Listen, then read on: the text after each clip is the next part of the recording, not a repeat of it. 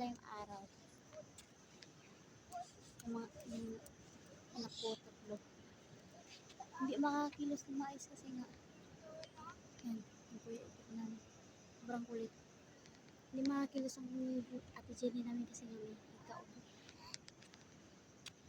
Kasi nakapunta kami dito sa Tagbarones dahil na hintidan ng mama ng asawa ko, biyanan ko. Magpunta sa anak niya, may area kasi dito sa Tagbarones. Anak niya dito. Ngayon, maaga pa kami nagpunta dito kasi ngayon ate Jenny namin, nagpunta, nagtawa, nagpunta, may dumaan. Ang ate Jenny namin, hindi makahinga kaya paaga kami dito nakapunta sa tabing dagat ng Tagbarones. Maganda siya dito.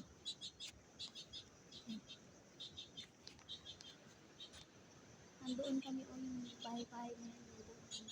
Tabing bahay. Sa train, sa labas kami ng pagod. Mamatrispasin kami sa loob. Sa labas kami.